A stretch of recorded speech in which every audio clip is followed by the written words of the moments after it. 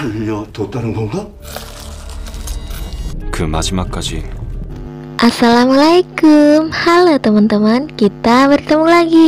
Kali ini kita akan melanjutkan membahas film Sweet Home part yang kedua. Sebelum kalian menonton part yang satu ini, saya sarankan untuk menonton part sebelumnya agar kalian lebih memahami alur ceritanya. 군 당국은 불뚝 정확한 원인은 밝혀지지 않았지만. Oke, tanpa basa-basi langsung saja kita masuk ke alur ceritanya. 생명체로 변하기 전에는 그렇기 때문에 그 생명. Kali ini kita diperlihatkan situasi setelah Jin Ok melihat kematian putrinya yang sangat tragis. Karena hal itu, ia sangat bersedih dan menyalahkan Eun-hyuk yang selalu menghalanginya untuk keluar menyelamatkan putrinya. Eun-hyuk sendiri selaku orang yang dipercaya untuk memimpin di sana juga sangat shock melihat pembunuhan tersebut. Namun apa boleh buat, dia juga harus mengambil keputusan karena semua itu dilakukan untuk keselamatan mereka semua. Di dalam kamar Dosik, Jisoo dan Jihoon pamit untuk turun ke aula apartemen untuk bergabung dengan Eun-hyuk dan yang lain. Yeonsu yang mendengar hal itu merasa mungkin bisa membantu para penghuni di bawah.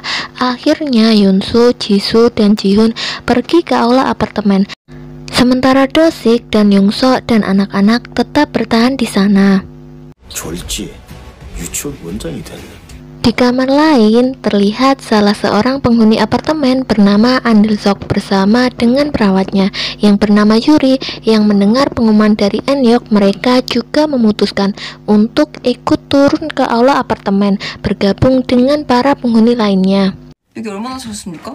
Sementara di basement apartemen, Ji-kyung yang tertangkap oleh monster laba-laba ternyata berhasil meloloskan diri dengan cara masuk melalui ventilasi. Monster laba-laba yang menyadari hal itu mengejar Ji-kyung dan ikut masuk ke dalam ventilasi.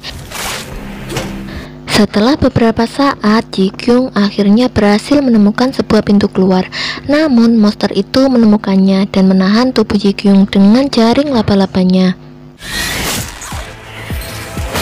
Kemudian Ji-kyung memecahkan kaca di sekitarnya dan mengambil sebuah pecahan kaca untuk melepaskan diri dari jaring monster laba-laba tersebut. Setelah berhasil lolos, Ji-kyung berjalan dengan tertati-tati menuju ke arah Eun-hyuk dan langsung memukulnya. Ji-kyung kecewa karena ternyata Eun-hyuk sudah mengetahui jika ada monster laba-laba di basement apartemen. Namun ia tetap membiarkannya pergi ke sana. Tak lama kemudian, seorang perwakilan militer menyampaikan pengumuman bagi seluruh warga yang terkena dampak wabah monster. Ia meyakinkan kalau pihak militer akan bertanggung jawab penuh atas keselamatan semua warga dan meminta mereka selalu untuk tetap bertahan sambil menunggu pertolongan dari pihak militer. Untuk saat ini, pihaknya meyakini kalau wabah itu tidak menular, tetapi muncul karena hasrat dari manusia itu sendiri. Satu-satunya cara yang bisa mereka lakukan untuk membunuh monster itu adalah dengan cara membakarnya. Dan waktu yang terbaik untuk membunuhnya adalah saat monster itu belum selesai beregenerasi dengan sempurna, seperti keadaan Yongseo dan Yongsu saat ini. Pihak militer menyebutkan rentang waktu itu disebut sebagai golden time. Oleh sebab itulah ia berharap para warga bisa memanfaatkan golden time itu dengan sebaik-baiknya. 살아남으십시오. 건투를 빕니다. Di waktu yang sama, Yongsu dan yang lain menemukan mayat seseorang saat sedang dalam perjalanan ke aula apartemen. 얼마 안 됐네요. Setelah akan kembali melanjutkan perjalanan, sesuatu tiba-tiba bergerak dengan sangat cepat dan menabrak Yongsu sehingga ia terjatuh ke lantai dasar. Eun-yu yang kebetulan berada di lantai dasar berteriak ketakutan melihat Yongsu tak sadarkan diri dengan bersimbah darah. Namun karena Yongsu bukan manusia normal, jadi hanya dalam waktu beberapa jam saja ia sudah sadar dan tubuhnya kembali pulih. Seperti biasa, setelah mengetahui apa yang terjadi pada Yunsu, seluruh penghuni apartemen pun menjadi takut kepadanya. Bahkan Subyeon memprovokasi para penghuni agar mereka mengusir Yunsu dari apartemen. 안 살아봤을 거 아니야. 안전을 위해서야. Akhirnya, Eunhyuk selaku pemimpin pun menyarankan agar mereka melakukan voting untuk menentukan apakah mereka akan mempertahankan Yunsu atau mengusirnya. Setelah dilakukan voting, ternyata hasilnya setengah dari penghuni lebih memilih untuk mempertahankan Yunsu. Alasannya karena mereka akan dianggap sebagai pembunuh. Karena bagaimanapun juga, untuk saat ini Yunsu masih belum sepenuhnya menjadi monster. Subyeon yang mendengar hal itu pun tidak terima dengan hasil voting tersebut. Ia tak menyangka jika para penghuni di sana membiarkan seorang monster berada di sekitar mereka. Ia pun akhirnya marah-marah dan tiba-tiba mengeluarkan darah dari hidungnya. Hal itu pun membuat para penghuni terkejut karena Subyeon kini telah terinfeksi karena hasratnya sendiri. 마음 단단히 먹어요. Karena hal itulah Subyeon tidak jadi memprotes hasil voting dan berakhir diisolasi bersama dengan Yungsu. Setelah itu Jikyung menjauh dari keramaian karena merasa sakit pada perutnya. Istri Subyeon yang melihat hal itu pun mencoba membantu Jikyung dan menyadari kalau sakit yang Jikyung rasakan merupakan sebuah tanda kehamilan. 속이 좀 안 좋아서 하고 있던 건데. Sementara Sangwo yang keluar dari kamarnya bertemu dengan Youngjae di lantai bawah. Sangwo yang melihatnya sudah bebas merasa sangat marah dan langsung menghajarnya. Lalu Youngjae kabur ke arah para penghuni dan mengatakan kalau ia sudah terinfeksi. Hal itu dilakukan agar ia bisa diisolasi dan terbebas dari Sangwo. 다른 이유가 있죠. Namun tanpa disadari Sangwo ternyata tidak lagi mengejar Youngjae karena ia sudah mendapatkan apa yang ia inginkan, yaitu kunci kamar Youngjae. Sementara di kamar Dosik, anak-anak melaporkan kalau Yongsuk sudah terlalu lama di kamar mandi. Dosik pun segera mengambil senjata dan memeriksa keadaan di dalam kamar mandi. Dan ternyata di sana ia melihat kalau Yongsuk sudah berubah sepenuhnya menjadi monster. Dosik yang melihat hal itu merasa tidak tega untuk membunuh Yongsuk dan mencoba untuk bersikap tenang di depan anak-anak dengan mengatakan kalau Yongsuk sudah pergi. 이제 그만 보내드리자. Sudah 4 hari lamanya mereka semua terjebak di dalam apartemen. Bahan makanan yang semakin menipis membuat Eunhyuk terpaksa menerapkan pembagian makanan untuk semua penghuni secara merata. Lalu Eunhyuk juga memanfaatkan golden time seperti apa yang dikatakan oleh pihak militer, di mana ia sengaja memanfaatkan kekuatan Yongsu untuk pekerjaan yang berbahaya. 그럼 누굴 보내야 되죠? 이용하는 건 골든타임. Sejak saat itu, Yongsu ditugaskan untuk mengambil bahan makanan atau barang-barang para penghuni di kamar mereka masing-masing. Karena di lantai atas ada beberapa monster yang masih berkeliaran. Selain itu, Eunhyuk juga meminta Yongsu agar memujuk Dosik untuk ikut bergabung dengan mereka karena keahliannya sangat dibutuhkan. 상황이 나쁘면 아이들은 버려. Saat akan melakukan tugasnya, Yunsu bertemu dengan Sangwo yang kebetulan juga akan naik ke lantai 8. 괴물이 있는 것 같아요. 잡을 수 있잖아요. Sikap Eunhyuk pada Yunsu membuat Jikyung marah karena ia seperti mempermainkan dan memanfaatkan Yunsu. Eunhyuk pun menjawab kalau mereka memang perlu memanfaatkan golden time demi kepentingan bersama, karena bagaimanapun juga mereka tidak pernah tahu kapan Yunsu akan berubah menjadi monster. 정신력의 문제고 우리에겐 차윤수보다 강. Lalu Eunhyuk juga menunjukkan sebuah blog dari akun bernama Krukru yang membahas beberapa hal tentang virus tersebut, di mana Krukru menuliskan kalau virus itu tak bisa dihindari atau diobati seperti sebuah kutukan. Nama Krukru membuat Yingyung teringat pada masa lalunya karena blog itu adalah milik tunangannya yang merupakan seorang dokter bernama Sangwon. Jadi tepat 3 hari sebelum pernikahan mereka, Sangwon tiba-tiba saja menghilang tanpa kabar sampai hari ini. Oleh sebab itulah blog Krukru yang berisi informasi tentang virus itu dengan kasus hilangnya Sangwon merupakan sesuatu yang sangat janggal bagi Jikyung. 뭐야 이거? 수상 왜? 뭐?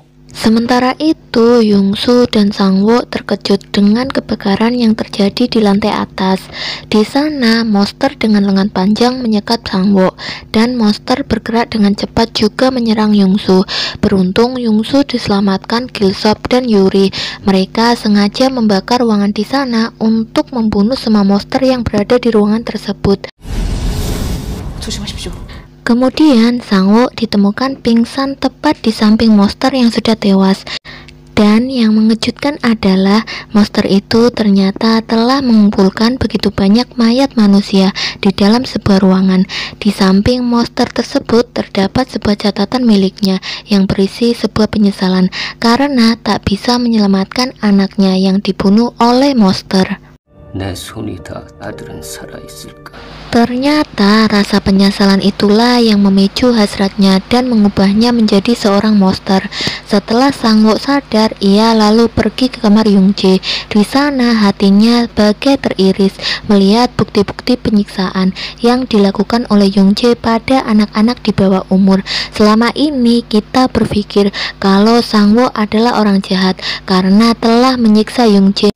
Namun nyatanya semua penyiksaan itu dilakukan karena dendam Sangwo pada apa yang dilakukan oleh Yungjae. Semua bukti-bukti itu membuat Sangwo sangat marah dan ingin membunuh Yungjae. Sementara Yungsu, Yuri, dan Gilsop akhirnya sampai di kamar Dosik untuk menjemput anak-anak dan Dosik dan membawa mereka ke lantai bawah. Di dalam ruang isolasi, Yunjae yang menyadari kalau kunci kamarnya telah diambil oleh Sangwo, yang artinya semua bukti kejahatannya kini telah terungkap. Ia pun sengaja melukai tangannya untuk membuktikan kalau ia tidak terinfeksi.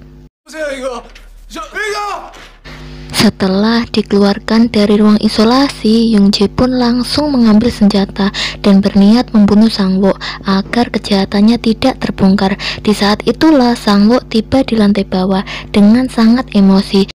Yungjae dan Sangwo pun akhirnya terlibat perkelahian yang membuat Yungjae tewas setelah kepalanya dipukul palu berkali-kali. Lalu Sangwo menyeret jasad Yungjae keluar apartemen dan meninggalkannya di dekat sarang monster.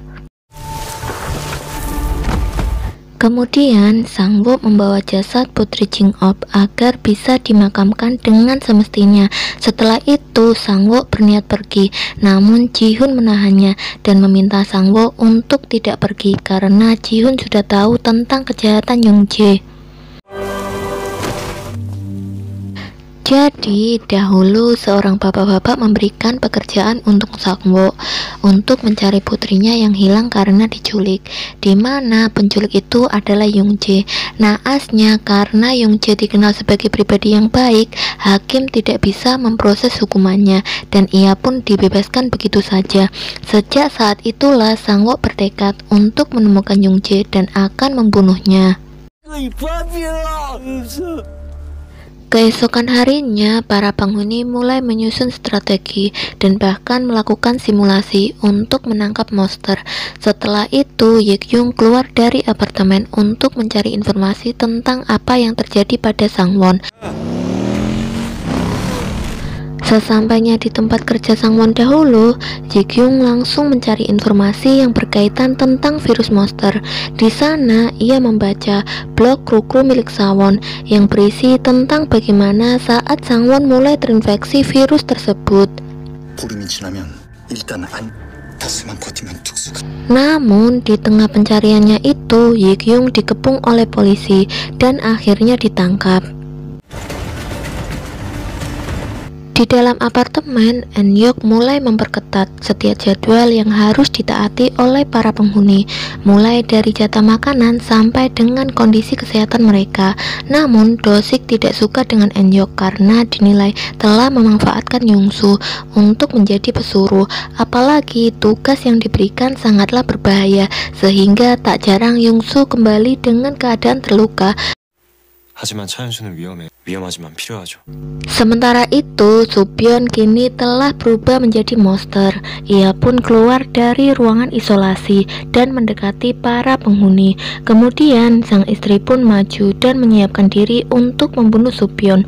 Momen ini memang sangat dinantikan oleh sang istri karena selama hidupnya Supyeon selalu bersikap kasar dan bahkan menyiksa istrinya. Jadi, istrinya pun membunuh suaminya sambil mengeluarkan semua emosinya selama ini. Pada malam harinya, Yongsu berhalusinasi didatangi oleh sosok jiwanya sebagai monster. Saat itu, sosok monsternya mengajak Yongsu untuk menjalani hidup sesuai dengan hasratnya, bukan malah menjadi budak orang lain. Namun, Yongsu tidak terpengaruh dan memilih untuk menghancurkan sosok monsternya. Saat terbangun, Yongsu melihat Enyu duduk di sampingnya. Saat itu, Enyu menanyakan soal luka di tangannya dan mencoba menghibur Yongsu, dan Enyu meminta Yongsu untuk tidak menyalahkan dirinya sendiri. 생각하면 마음이 좀 편하냐? 그러니까 다들 네 탓만 한. Setelah itu, Enyo pun datang menemui Yongsu untuk kembali memberinya tugas lain, yaitu memeriksa keadaan di basement. Sesampainya di basement, Yongsu memperbaiki posisi dari CCTV sesuai dengan apa yang diperintahkan oleh Enyo. Namun, monster laba-laba tiba-tiba muncul dan langsung melilit Yongsu dengan jaringnya.